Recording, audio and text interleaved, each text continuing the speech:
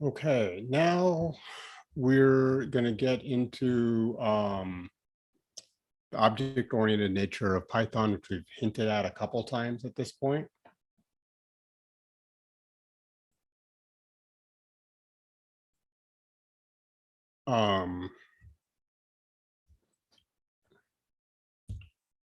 So Python, as we've talked about, supports many different kinds of data. It supports integers, floats, strings, lists, and dictionaries. These are all built-in types of objects in Python.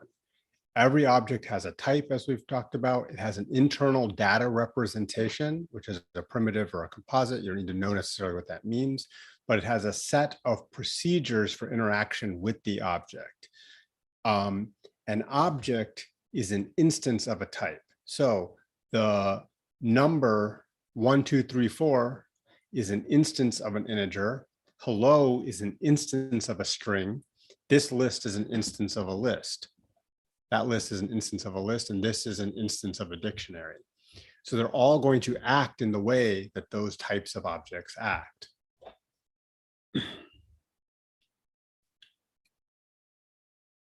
Since everything in Python is an object, when we start working with new data, we're always creating new objects of some type.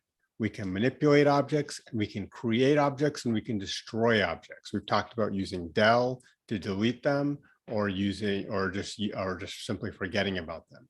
The Python system will reclaim destroyed or inaccessible objects in a process called garbage collection that you don't necessarily need to understand. But we should talk a little bit more about what objects are, because that's kind of the basis upon which CompuCell3D works. So objects are a data abstraction that, again, captures their internal representation through their data attributes, what information is associated with it, and presents an interface for interacting with that object through methods, through predefined procedures and functions that define the behavior but hides how they were developed. So far we've done kind of trivial examples of this. We've used list.append to add things to a list. It doesn't show us how this stuff is added to a list, but it's added to a list. In CompuCell3D, the exact same mechanisms are used to represent the kind of sophisticated biological phenomenon that you're trying to do. So let's be a little bit more concrete. So if we look at the example 1, 2, 3, 4 of type list, how are those represented internally? It's a linked list of cells. The 1 indexed item, the 2nd indexed item, the 3rd indexed item, and the 4th indexed item are all kind of connected together. And that's why we can slice them in different ways. We can access specific index positions. We can slice between index positions. We can delete based off index positions. We can find the length, the min, the max. We can append, extend, count, index, insert, pop, remove, reverse, sort. And we've covered almost all of these. Creating your own types with classes is what makes Python actually powerful and what separates it from something, from some of the other programming languages for its use in kind of the type of modeling that we're trying to do here. So we need to be clear about the distinction between creating a user-defined class and using an instance of the class. So creating the class, just like when we're defining a function, involves defining the class name, defining the class attributes. For example, someone at some point wrote the code to implement the class list. But using the class just involves creating a new instance of an object of that class. So when we create L equals 1, 2, we're using the class, but the person who first wrote the code for classes, they were creating a class. And then in CompuCell, you'll be using user-defined classes. There are important hierarchies in class. So there are superclasses and subclasses. So one can think of the hierarchies that there are in how we think about things in the real world. So if we think about the category of animal, we can think of how a human, a cat, or a rabbit might fit into those. And then a student might be a subset of human. Similarly, in Python, if you have a class called animal, the subclasses would be more specialized versions of those classes. They would inherit all of the behaviors of animal. So if you had a class called animal in Python, it would probably have something about digestion, about locomotion, about all of the behaviors that make up an animal. And then sub specializations of animal, such as the subclasses of person, cat, and rabbit, would use all of those basic functions plus some specialized functions. So cat might have a specialized function for hunt. Rabbit might have a specialized function for hide. Person might have a specialized function for drive that wouldn't be available to the other ones, but they would all have the same, they would all inherit the data and behaviors of animal. And then they can override they can inherit them, and then they can override them in specific ways. So whereas all animals may move away from a threat, a cat may run, a rabbit may jump, and a person may drive. So that's kind of the abstract concept of what we're trying to demonstrate about with, or what we're trying to talk about with inheritance. So let's talk a little bit about how we would define our own class. We have a user definition, a keyword here, class, that will define the class. And then just like with a function, we have a specific name.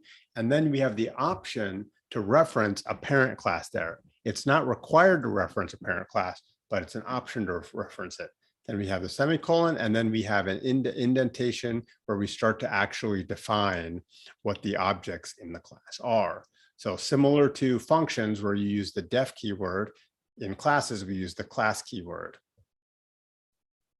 One little note, typically in Python, classes are capitalized, whereas functions are lowercase. That doesn't change how they work, but that is a feature, that is a convention within Python that can help you identify what type of, whether you're working with a class or a function.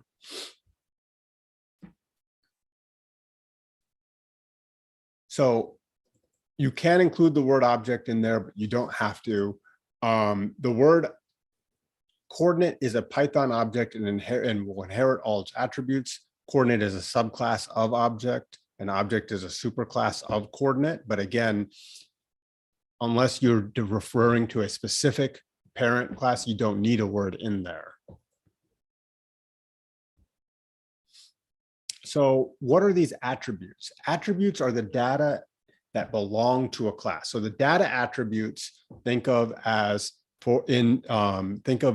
the other objects that make up the class. For example, if a coordinate would consist of two numbers, an X and a Y position.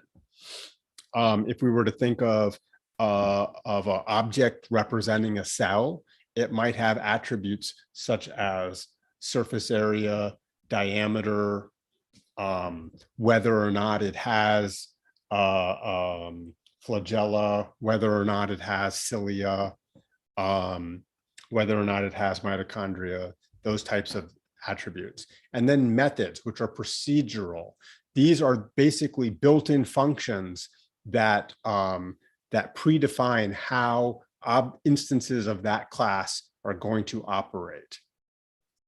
So if we think of a coordinate, which has the only data it has is an X and a Y number, it might have a built-in method for distance, which can calculate how far it is from another coordinate.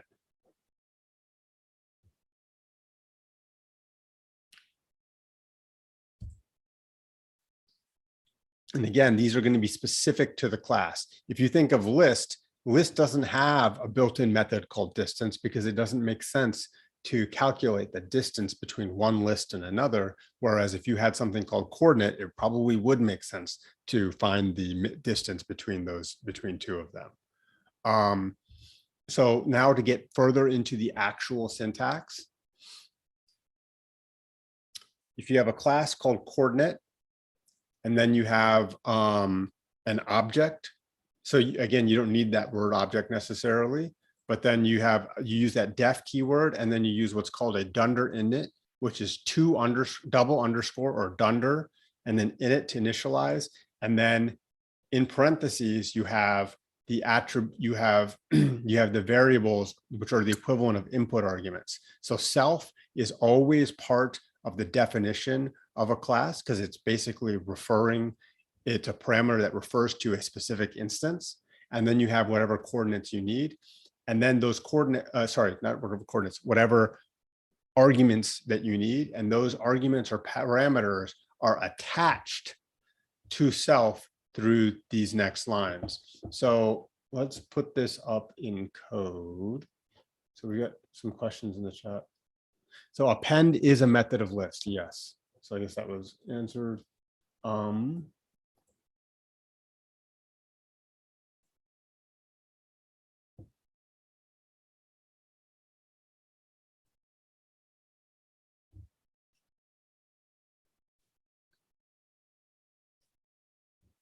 Okay.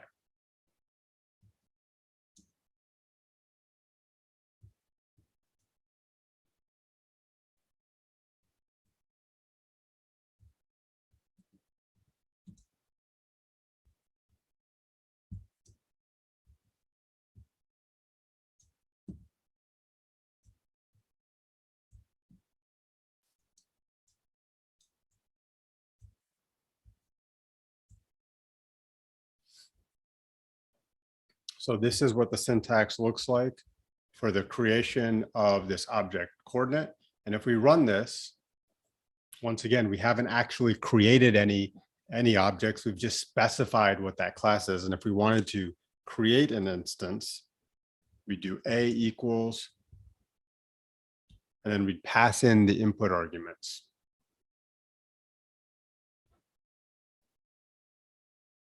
And then we could access the methods associated with that.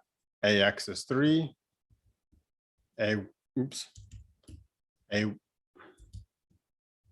dot Y is 5. So 3, 5, right? Those feed in there. Notice this is called, so you can access the attributes through dot notation.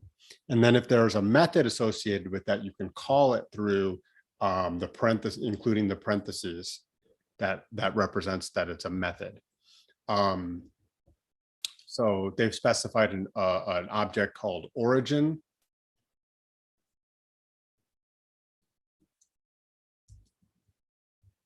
Coordinate 0, 0.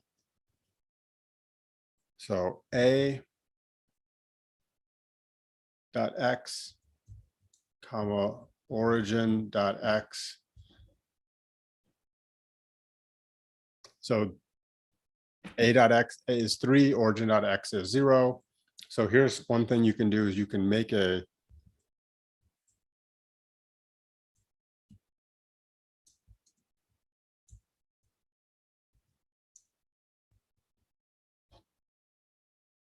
so we can put them into a list. And then for x in for chord in chord list, print chord dot x comma chord dot y.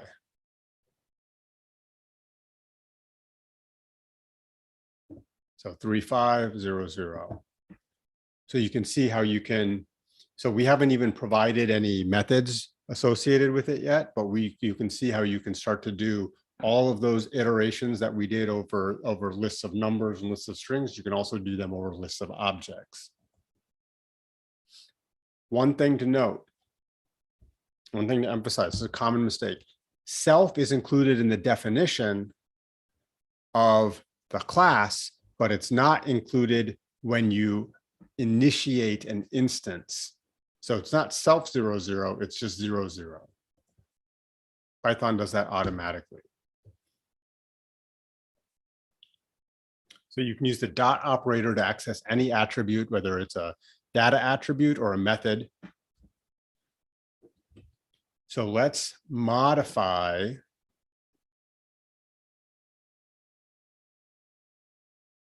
our class structure here to include a method. So def distance.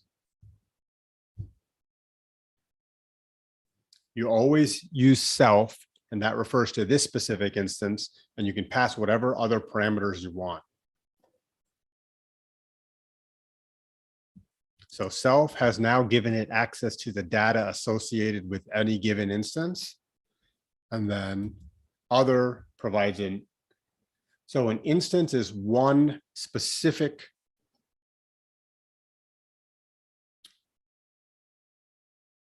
instance of an, so list.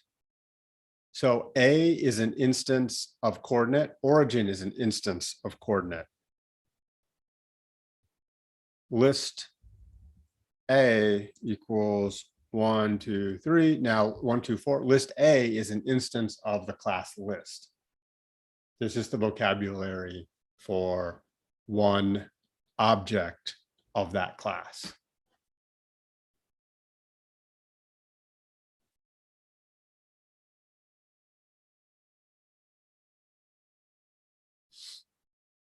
Okay, so self and other exclamation point, or sorry, semicolon, and then we're going to calculate the distance, right? So we're going to use a squared plus b squared equals c squared, and then we're going to use that to calculate the distance.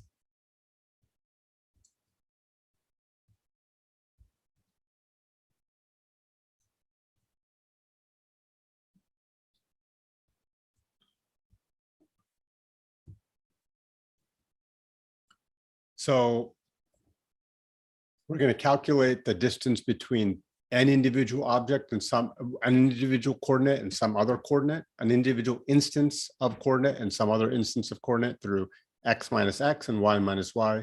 We're going to square both of those. We're going to add them together and take the square root to find the the distance in Cartesian coordinate space. So we're going to run that. Now, one thing to be clear, we've added distance, but if I go to A and I try to access distance from A, it's not going to have that method yet. Because A was instantiated, the instance A was instantiated when coordinate did not have a method. So now, and that's why there's timestamps on all of these, cells. So now we're going to reinstantiate A as a coordinate that has access to a metric called distance, a method called distance, and we're going to reinstantiate origin as a coordinate that has access to a method called distance. So now we can access that method by A distance. We don't need to pass an argument for self. It automatically has self. So we need to know what we want it to be, what we want to calculate the distance from. In this case, we'll calculate the distance from origin. And it's going to be 5.83.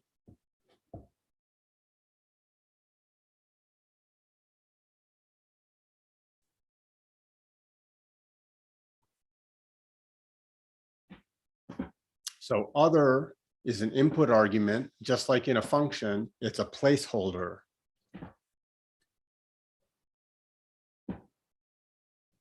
And just like in a function, we're going to access information associated with that in a certain way. What we know from the way other.x is used here and other.y is used here, that other must be of type coordinate because it needs to have a .x or .y to be used properly. So then when we calculate when we call the method a.distance origin, we can calculate, we return this value 5.835, 5.831.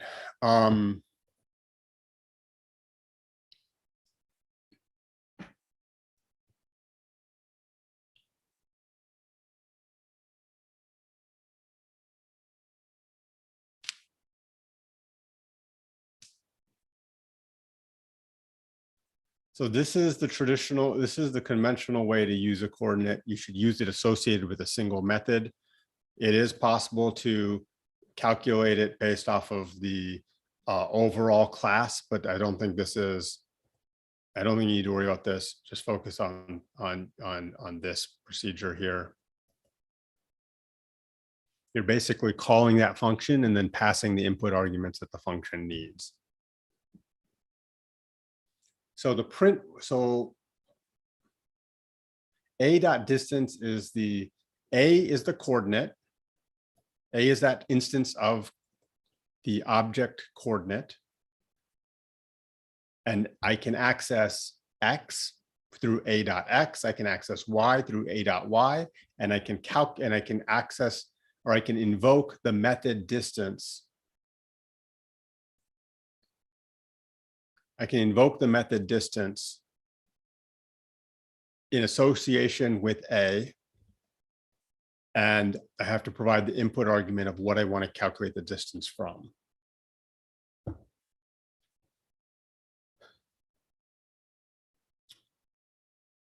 Oftentimes with lists and stuff like that, we've used print statements to kind of orient ourselves, but print statements on user-defined classes are not particularly useful. If I print A, I get some address in the computer that's not human interpretable, but you can define a method called string that will tell you what to print when an instance gets when print gets called. So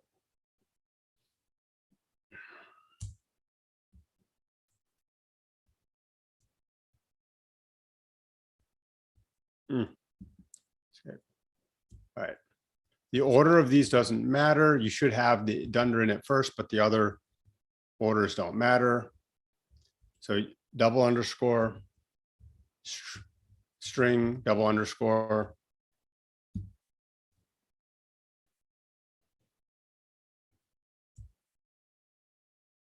You always will use self because it's a method.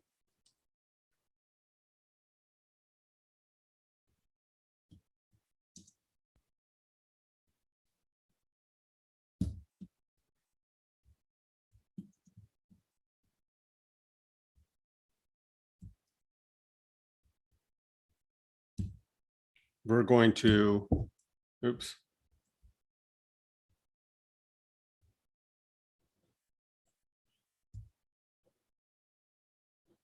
Let's give that a shot.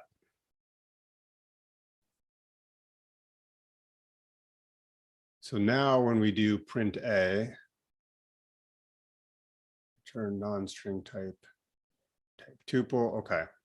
All right. So I need to define, so it's asking for a string there. So I need to define it as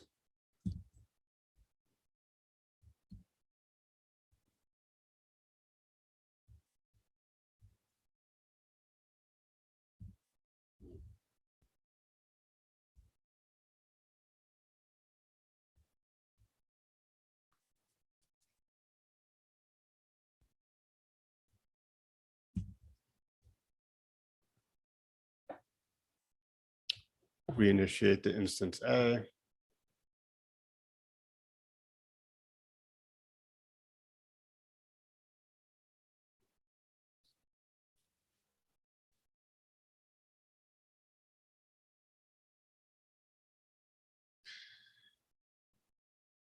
Okay, so it can't concatenate a string into an integer. Self.x is an integer.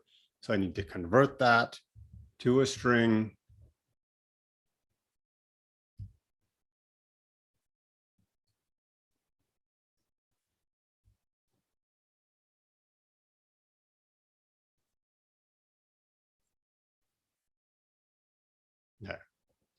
And then now we can specify what gets printed out for a given coordinate instead of the default, which is kind of this address in the memory.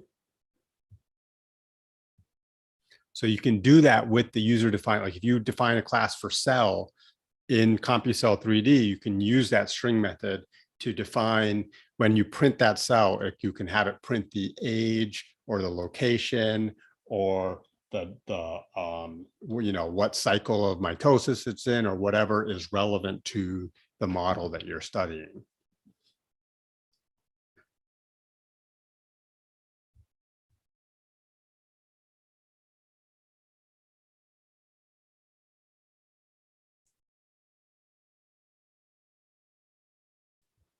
So let's underscore that. If I do type on A, it's a coordinate. It's a coordinate in this program. That's what that .main is. If we were to import this into another program, whatever we'd import it as is what would go here. But that's just saying what file it's running in, and then coordinate. So, and then you can use is instance to test is instance A true. A is a coordinate. So that can be useful. That can be useful if you have, if you had one class that was like immune cells, one class that was epithelial cells, one class that was mesenchymal cells. You could then, in a for loop, you could go into whether or not a given operation should happen to only objects of the class are only objects of or that are instances of a given class. So you can use that as a conditional is instance.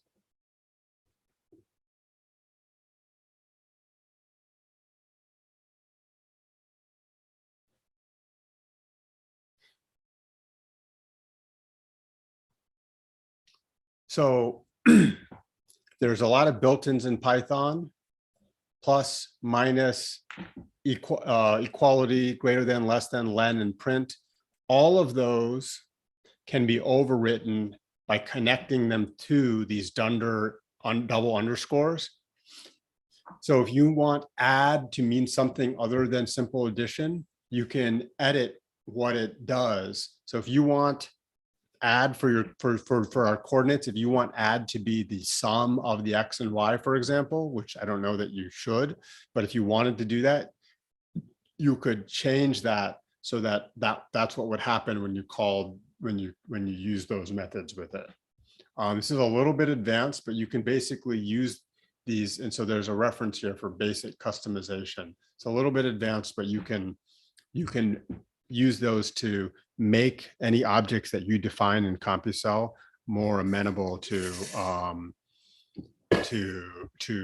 or work better with with your displays and things like that.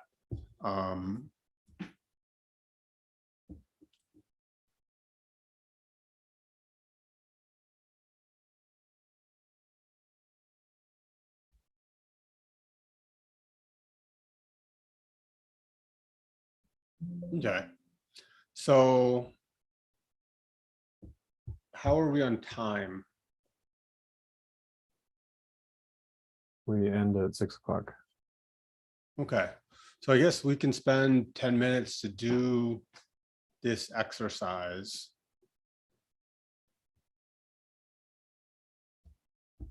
So we've already demonstrated some of this code. We've done the print representation. So how do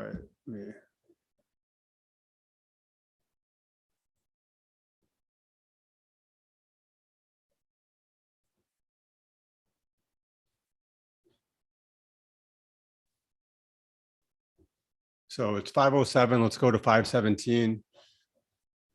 So you've already seen this. Go ahead and adapt that by adding, by adding the add and subtract. And then you can make multiple instances and calculate distance from each other, practice that, and then practice calculating relative coordinates with respect to another instance. So you could use add and subtract to find relative coordinates, for example. So we've got the print representation here.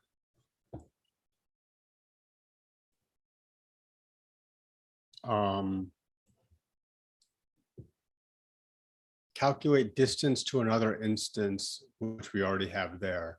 So the next thing we would want is, or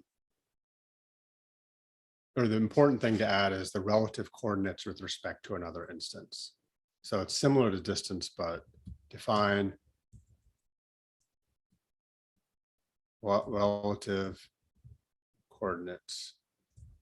So again, it's going to be self and other as the input arguments, right?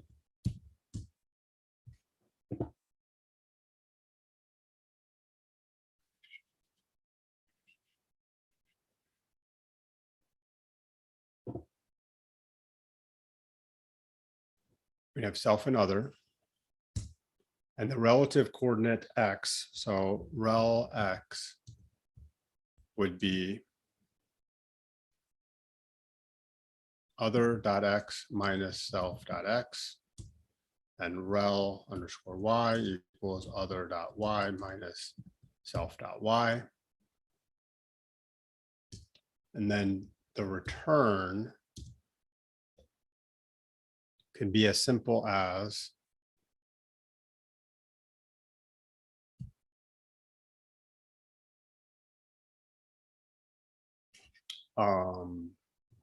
well, I guess actually for the polarity, I guess assuming, yeah, we'll just do it the other way, self.x minus other.x.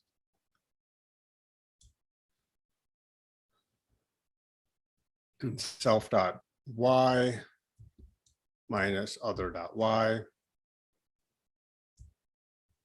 And then the return could simply be rel x comma rel underscore y.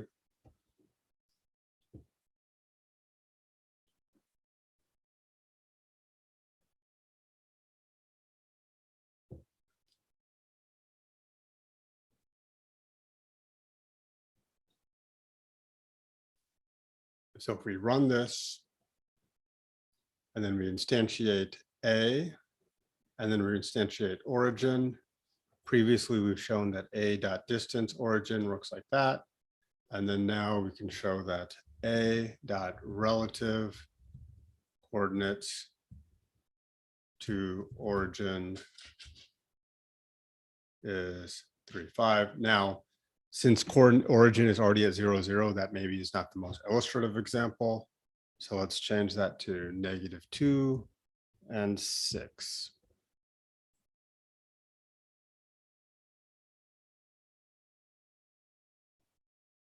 So then it's 5 to the right and 1 to the left. And you could even, instead of just returning the actual relative coordinates, you can do this as, you could do this in term, you could use a phrase that said we're 2 to the left of, or 2 to the right of, and then, or 5, you could set rel x and rel y into a string that returns something. The other thing is, instead of other, you could do outside input.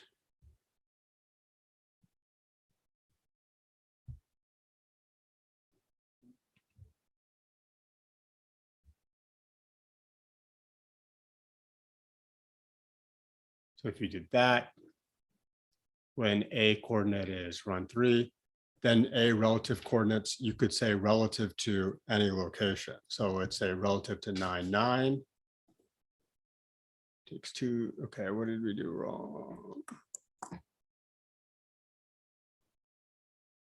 Then when you call it, you have to provide it in the form of, you'd have to provide it in the form of a coordinate. So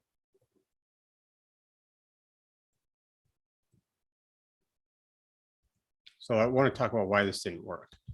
Here we have the input argument 9, but only one input argument is allowed here, not 2. And so it says 2, but 3 were given because the self is automatic. The other thing is we have to be able to access X and Y as dot notation for this to work. So the only thing that this could do is we could feed it in a nested format like this, coordinate 9, and then it would work.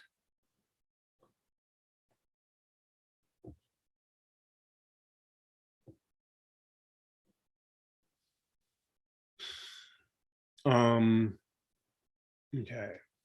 Other things that we should do with this. So I think that's it for that. The next exercise is probably more starts to get more interesting. The idea is that you can bundle objects together that share common attributes, and you can use abstraction to make distinctions between how to implement an object or how to use an object. And you can build layers of abstractions that inherit behaviors from other objects. So you can start to imagine how powerful this can be as you start to specify how different layers will act. If one object represents, a kind of a global behavior, and then you can sub-specify and sub-specify until everything that you're trying to implement into your model has very specific behaviors based on very specific conditions, and then you can see how they all interact, and that's the special sauce of multi-scale modeling. Let's talk a little bit about some of the libraries that are in there that'll give us the ability to do this kind of on a more scientific way and less of a kind of heuristic way. So there's a library random that's useful for generating pseudo-random numbers that allow for reproducibility. So you can import that library. You can import random as random.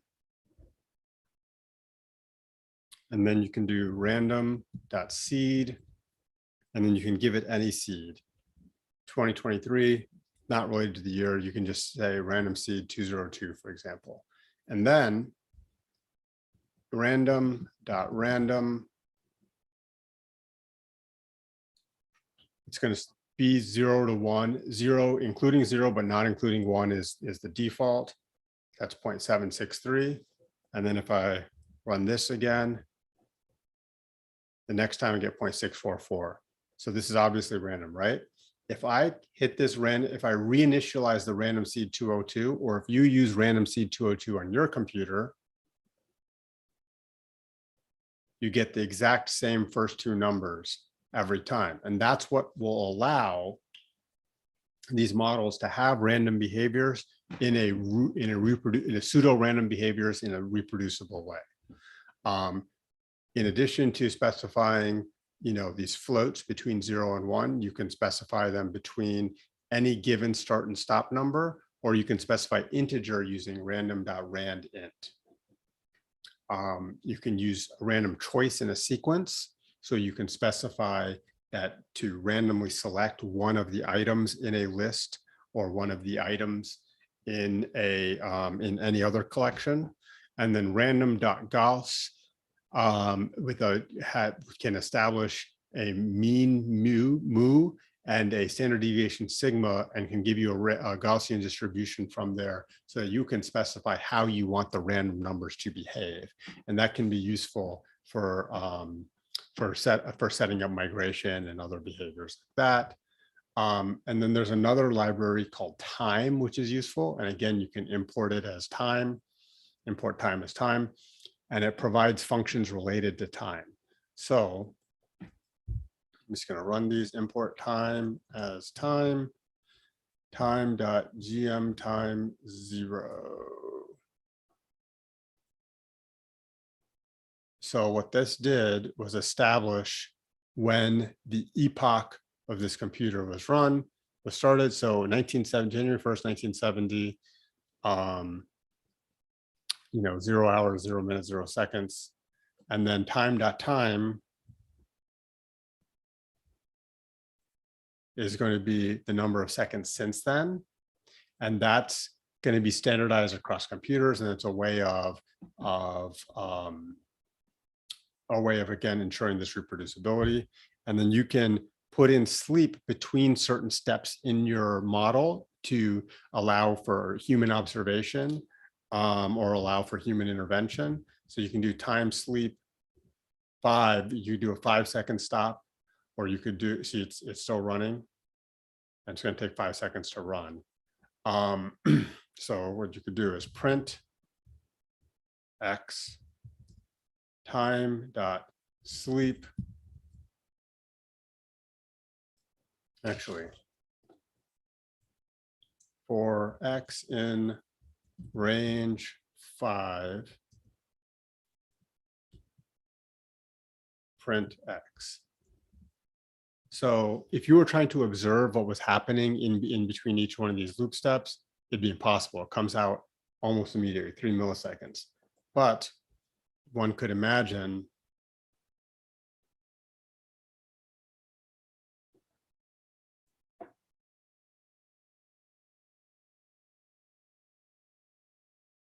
and that would allow you to kind of visually observe or make decisions on what inputs to enter or timing up different processes in relation to each other. Math is also a useful library that has a bunch of built-in constants, pi, infinity, not available. And then it also has rounding functions to round up to the ceiling, round floor, floor to round down, and it has error functions, exponential functions, log functions, factorials, square roots, sine, cosine, and many of those. And then there's a library of statistics that allows for the calculation of mean, median, quantile, standard deviation, and a number of other statistical methods. And then using these, we can do an exercise to implement a 1D random walk where for each step, a particle can move either up or down 1 unit with a probability of 0.05. So here's what we should do. Let's think about this. It might be a little bit complicated for what we've compared to what we've done before, but a random walk is simply a random choice to move either right or up or down with that probability of 0.05. You can simulate whether or not it moves by generating a random number. And then you just have to keep track of the X and Y position. You can append X and Y positions for each step to a list, and then you can calculate the mean and standard deviation and root mean square of that list. And then calculate this, and then you can use time before and after to test this out. I'm going to step through this a little bit. So let's create a class called 1D walkers.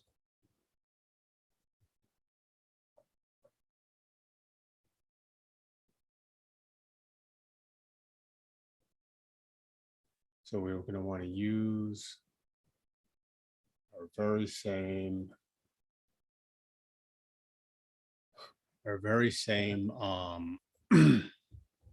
so first we're going to have to import the libraries we want. So import random class 1D walker. We're going to use our same dunder init.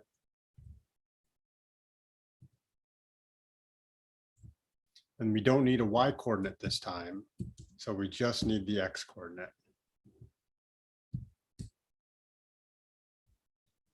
Self.xloc equals x. So that'll keep track of its current x position. I guess the question says up and down, so that could be y, but I'm not going to change it. Self.y hist can be an empty list to start out with, and that'll keep track of where it's been. And then we'll create a method called random walk. All the information it needs for that is self. And then we'll create a random number.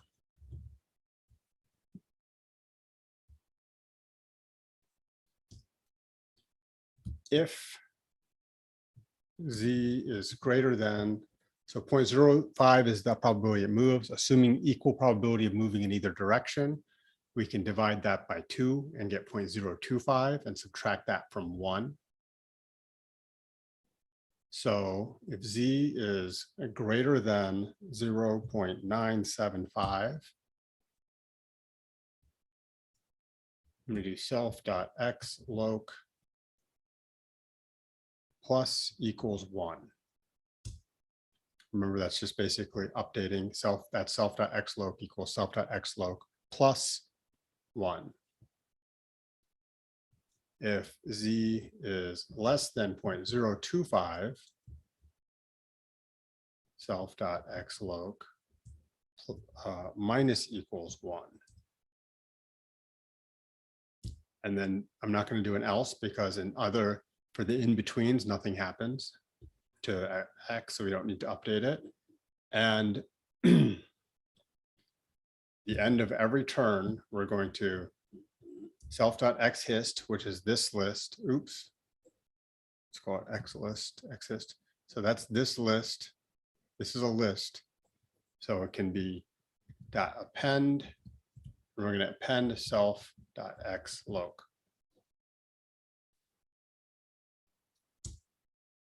So that's our agent, or our random walker. And then let's just create an instance. Random walker equals 1D walker.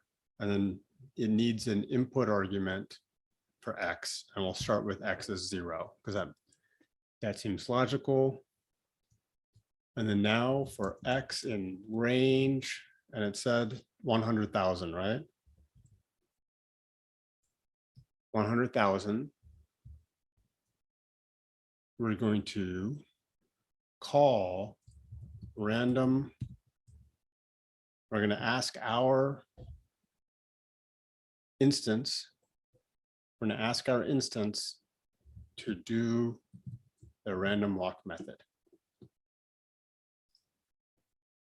Let's say that a equals time.time.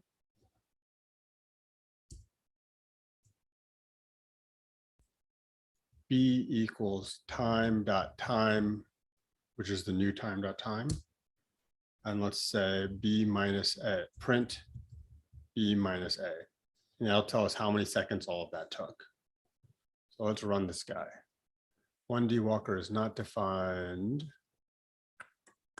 I did a lowercase w here and a capital W there. It's a common source of mistakes. All right, now let's run this. Range is not defined, capital R. Where was range? Oh, because that should of course be lowercase r. So do you see what I'm doing there for x? And because we know that we'll iterate. For x in range 1,000, 100,000, print x will be 0, 1, 2. So it's just going to keep going through those. Instead of printing, we'll ask it to take a step. So it did 100,000 of those in 0.045. So how do we access the data? The data is located in self.xhist inside, but outside it's located in random walker.xhist.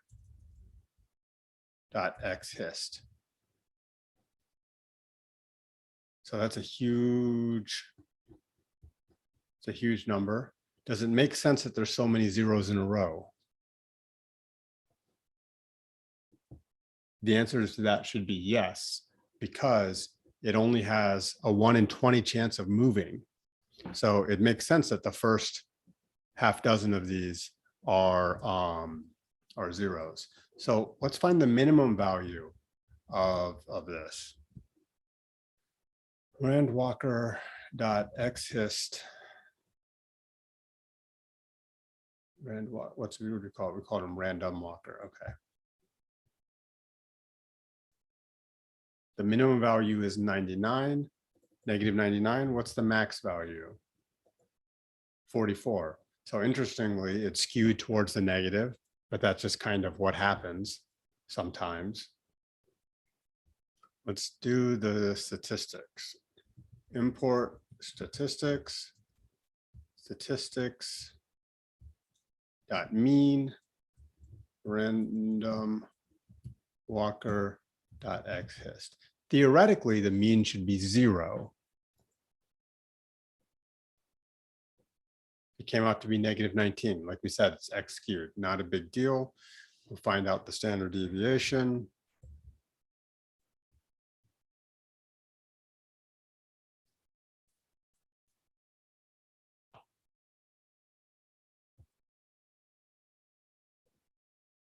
Standard deviation of 41, mean of 19, standard deviation of 41. So that's not bad. So how do we calculate the root mean square error? So the error is how far these deviate from 0. That's technically the error, because theoretically it should always be at 0. So how far it deviates from there, we can just take the absolute value. Someone can correct me if I'm wrong. This might be the simplest way of doing it. I can take the absolute value of xhist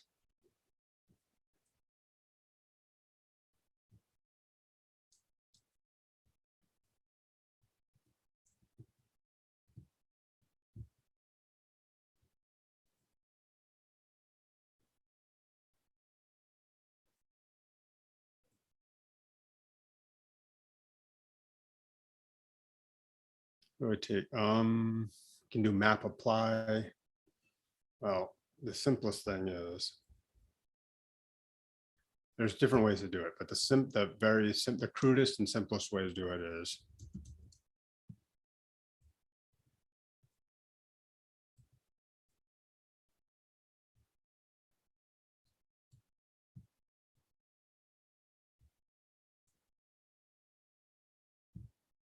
we're going to append the absolute value of x to that. Okay. And now we can find the sum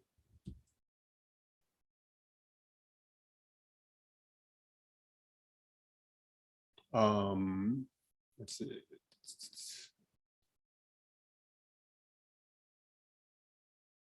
No, this isn't the best way to do it. The best way to do it is simply to take the sum of these things from in the first place.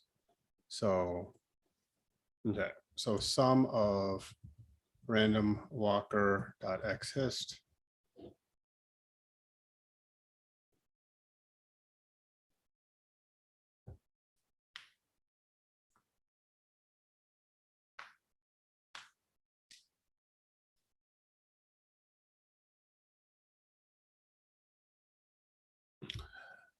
so the root mean square error, we need to take the error, and then we need to take the mean of those error measurements and take the square root of them.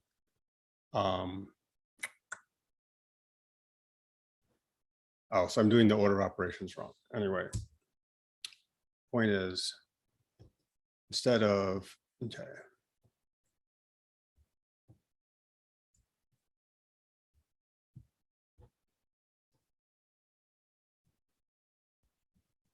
There's built-ins to handle root mean square error, but I don't know them offhand.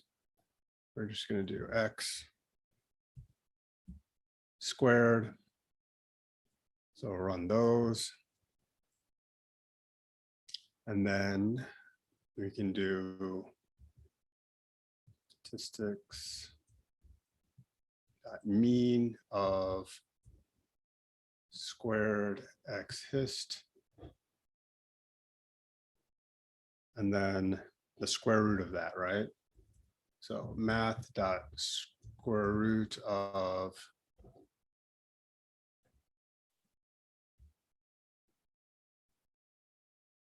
so I have to import math.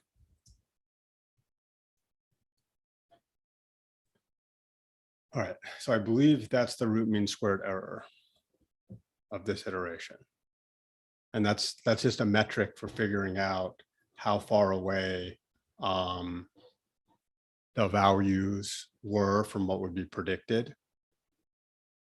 how far away the random walk deviated from a from a typical path, or or deviated from the center, and that would be the root mean square error there.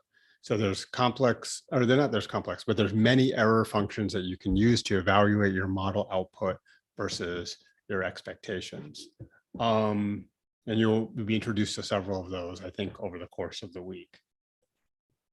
So that's the end of our time today. We have a little question and answer that's next. While people are gathering their questions, I thought I would show like for 5 minutes, I would show a model that I use not in a modeling class, but in my Python class at University of Michigan. And this is an agent-based model that was developed for trying to understand the dynamics of segregation. And it uses user-defined classes much in the same way that you might in CompuCell3D. So essentially, you have an agent that's like our coordinate user-defined class, and it has a position. Eventually, we establish 2 groups of agents, purple agents and gold agents, and then we distribute them randomly. At a certain point, every agent has a method that's called check happiness, and it basically will look at all of the other agents in a 1 unit radius or a 10 unit radius, and it will figure out if it's in the majority or the minority. If it's in the minority, it will move randomly because it seeks to avoid being in the minority. When you run these over a large number of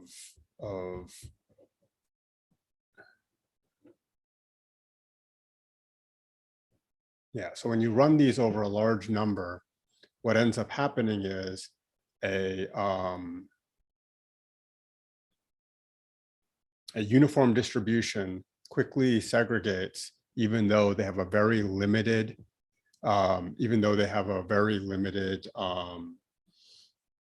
predilection for being in a different, or even though they have a very limited affinity for their own group.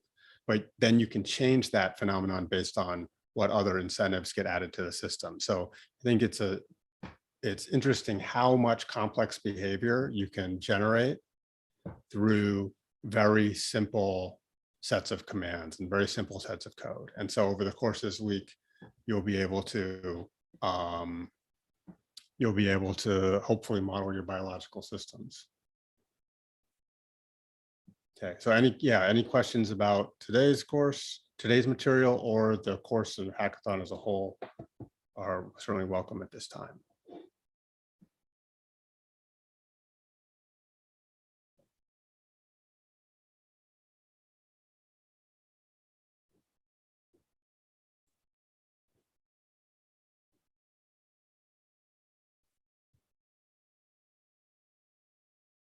If everybody could please take a minute to fill out the survey. We'll start the Q&A session in just a minute. Like James said, we realize these are long days. We appreciate everybody sticking it out to the end.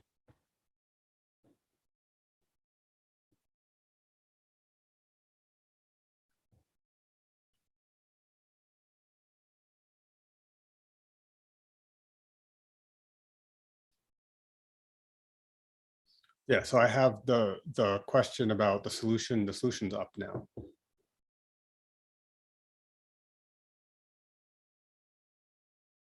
Oh, how do we get to 0.0? Yeah, it is. Yeah, so it's answered in the chat. It's,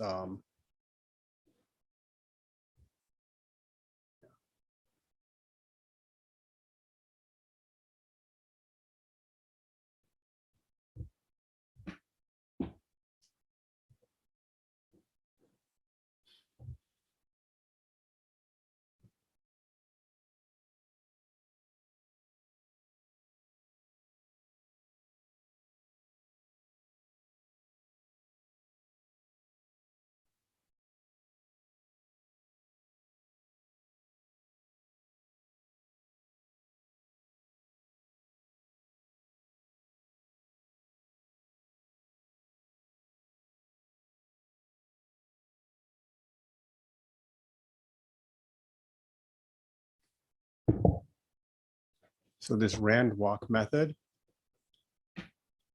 is going to generate a random number z. And so that number is going to be between 0 and 1. Let's take a look at what these random numbers look like.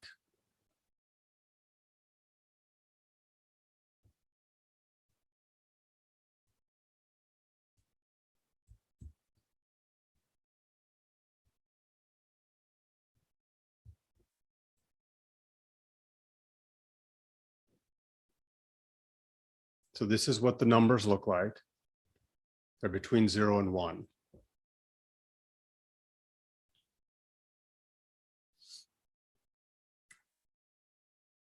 We were told in the exercise that there's a 0.05 chance that the molecule or that the molecule will move.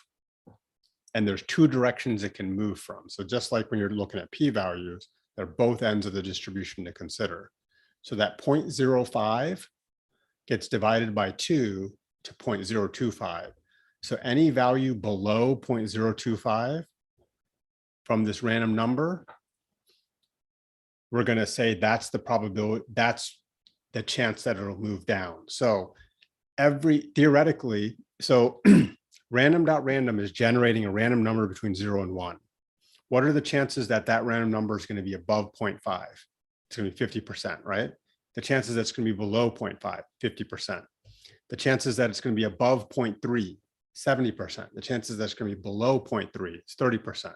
So therefore, we can use these thresholds as an indication of probability, the distance of these thresholds from either 0 or 1. So this is 0.025 here has a 0.025 chance of occurring.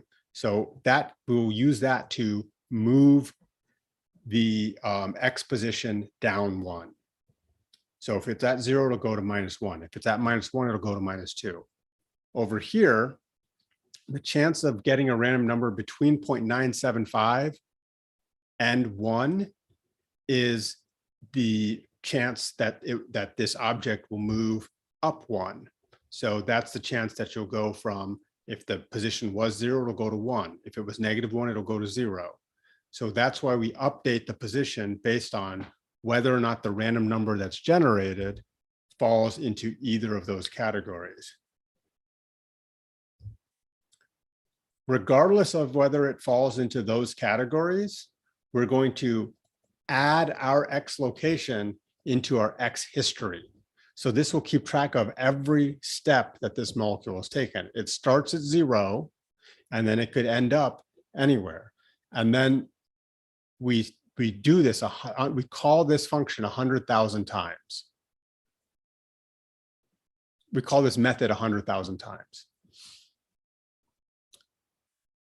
And then we have a list that says where it started out. And if when we examined the list, where'd it go?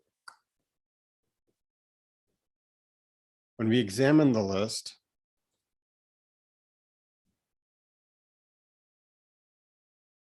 let's look at the first 10 of them.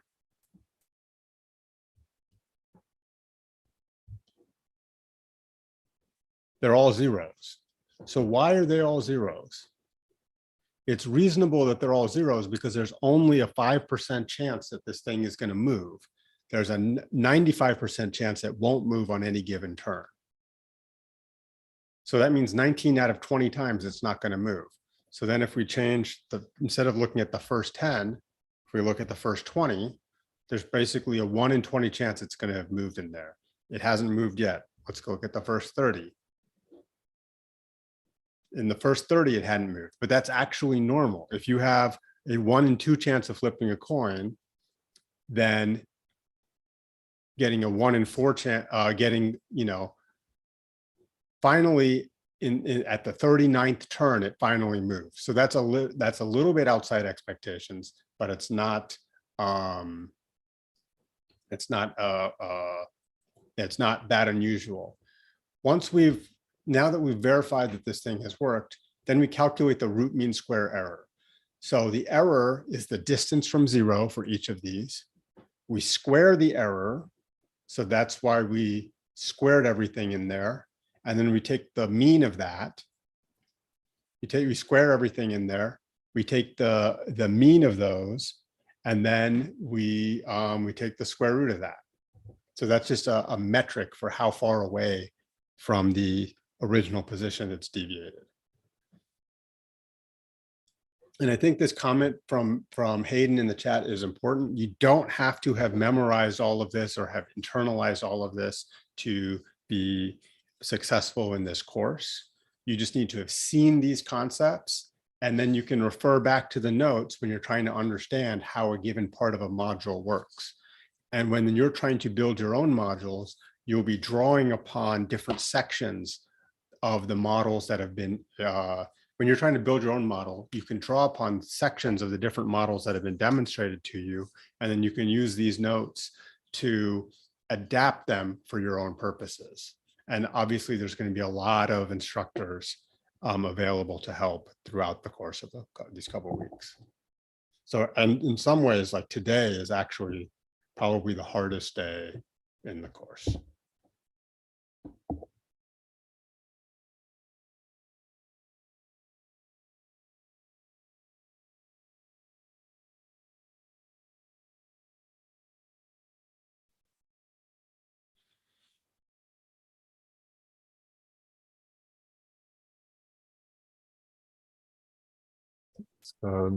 Cesar has a question here. Bobby, I think Cesar, we'll get to that in just a minute because I do want to talk about some of the things going on with the hackathon. Are there any other questions for Bobby about the Python stuff before we move on to about 15 minutes of Q&A here?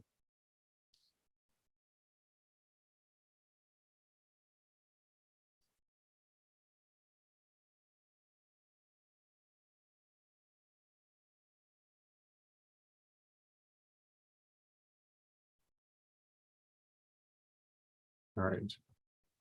Well, please feel free again to send us any questions that may come up along the way. You can send them to my email. And if I don't know how to answer you, I can put you in touch with someone who does. So I think, James, if you're ready, I'll go ahead and share the Q&A lead in.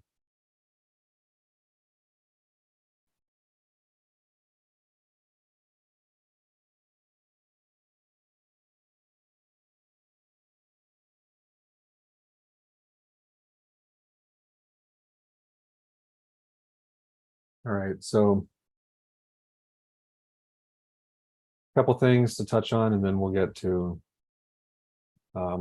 any lingering questions we have about hackathon and about structure of the course.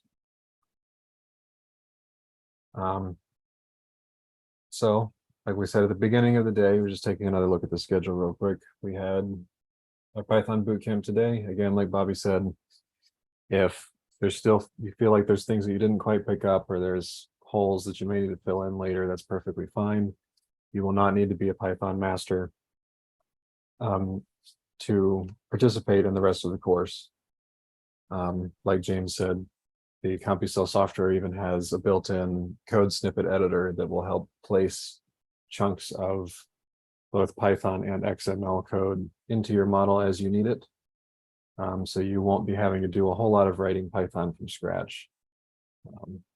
Just to kind of put people's minds at ease, we have supports in place to help compensate for the sort of crash course nature of the Python class today. Tomorrow we'll be talking about the basics of CompuCell3D. Have an intro and overview of the software, what it's capable of, what kinds of models you can build with it. And then we'll have Giulio Belmonte giving us an intro of the underlying algorithm that runs CompuCell. We'll understand how to model cells in the CompuCell software. We'll have our extra session before lunch. James will give a few more in-depth CompuCell examples of models that have been built in the past using CompuCell.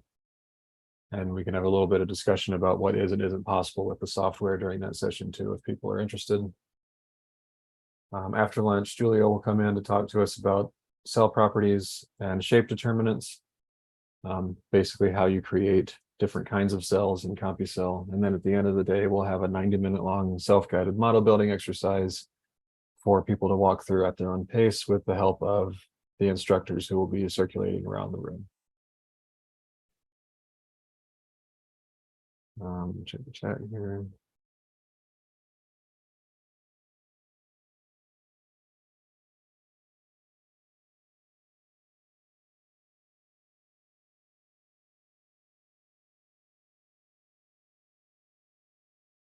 Okay. So we'll go over the schedule again tomorrow. Schedule will be the same as it was today, with module 1 from 10 to 11 through to our lunch break at 2 o'clock, followed by 2 more modules in the afternoon and the Q&A session like we're doing now. Again, we'll show this slide again tomorrow. And since we're a few minutes behind schedule, I don't want to go too deep into it. But if anybody has any questions about this, please feel free to ask here in just a second. Just our people slide again today. So these are the 3 people who you've been working most closely with today: James, myself, and Bobby. If you have any questions about anything that you saw today, please feel free to email one of us. Again, if you don't know exactly who to email, please email me and I will forward it to the most relevant party. So with that, we'll open up to questions. We've already got one from Cesar. Am I pronouncing that right, Cesar? Or is it Caesar?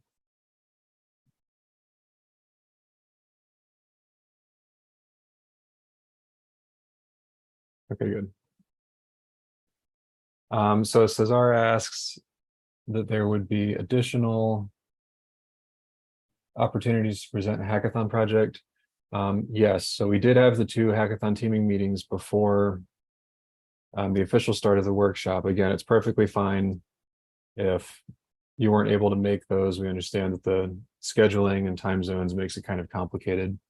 So if you would like to present a hackathon idea, if you have a lightning talk, or even if you just need to come discuss an idea that you have that you're not quite sure how to formulate into a feasible CompuCell project, we will have time reserved for that during both the first and second week in that extra session before lunch.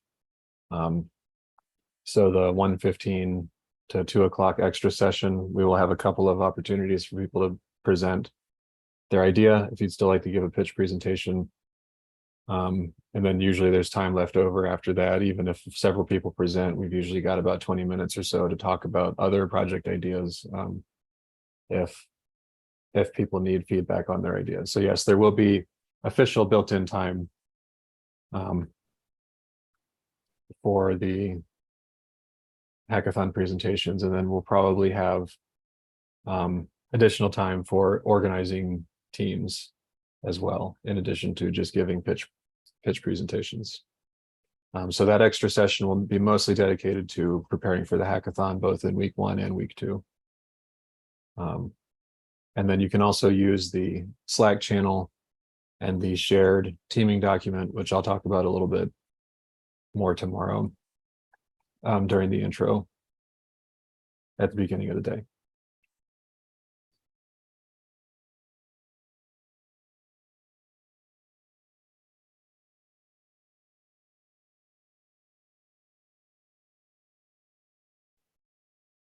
Jessica asks, will we be able to get tomorrow's recordings? Yes, all of the live stream recordings will go live somewhere between, so they're accessible while we're streaming, and then they are available on James's channel somewhere between 30 minutes to an hour after they stream. YouTube has to process them before it uploads the permanent version. But you should be able to watch those asynchronously if the time zone makes certain parts of the day very complicated. And we'll make sure that the links go out at the end of each day. We'll send the link, so we'll post the link to the website, and in the morning email, the streaming link for the day will go out in the morning announcements. And then in the evening announcements as well, we'll send out the link so everybody has access to that. It should be one, or well, I have to be careful here. We do assemble a YouTube playlist of the streams as they become available on YouTube's end. but the individual stream links will be different. I think will be different each day, or is it the same link each day, James? Sorry. The link for each video is different. Mhm. And we don't have that in advance because it's only created when we start the video recording. Right. Okay, so yeah, we'll make sure that at the end of the day, the links to the videos for the day go out in the evening announcements. And those will usually go out sometime around 8 or 9 p.m. Eastern time. So keep an eye on your inbox at whatever time that is in your particular time zone.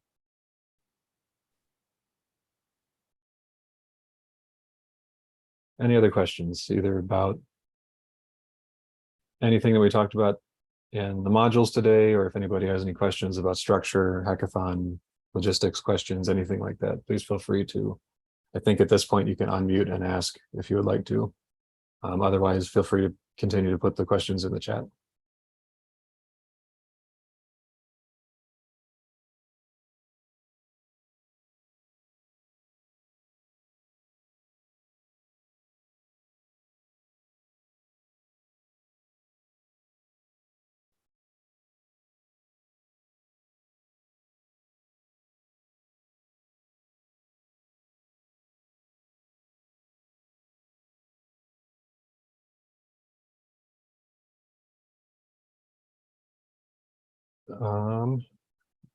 Abdurrahman. So Abdurrahman, we talked during one of the hackathon meetings, I think. I was mispronouncing your name. Can you walk me through how to pronounce it properly?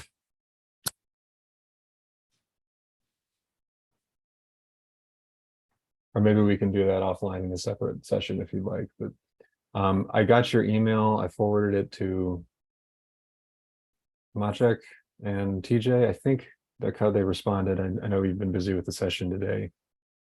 I think we sent a fix your way, but we don't currently have time built in to fix problems with local installs tomorrow, but we do have that 90-minute module. At the end of the day, we can potentially help you for like the first little bit of the module tomorrow. If you're still having issues with that, we'll pull in a couple of the back-end tech people if we can and get that fixed for you. Either over the lunch break, possibly. I know I don't want to take up your lunch, but maybe during the extra session, someone can help you in a breakout room.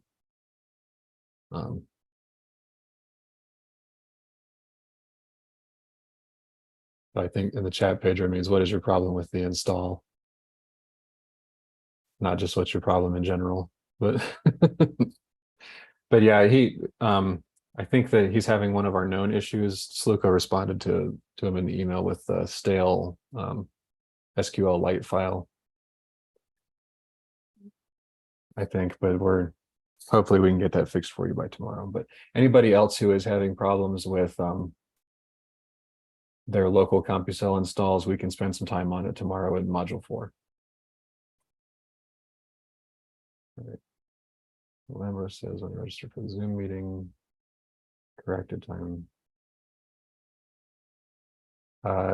Yes, Lambros, we had some issues with Zoom trying to autocorrect for people's time zones, and we think we may have had a bad starting time in our initial meeting request, but the actual times on the meeting are sort of irrelevant, because as long as we are running the meeting, you will be able to join. So just disregard any issues that are being caused by the time zones or potentially incorrect times. Just follow the schedules sent out in the emails. Adjust for your time zone, obviously, but as long as the meeting is open on our end, you'll be able to join. The times in the meeting link are irrelevant. But thank you for bringing that to our attention. That kind of feedback is always useful, because we sometimes can't see what you see from the admin side of things.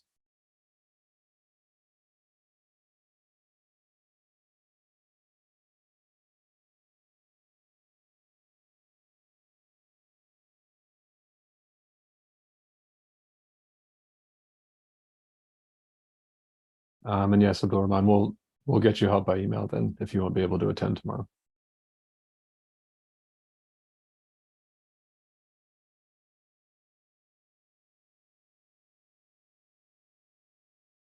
About 5 minutes left, and then people are getting tired.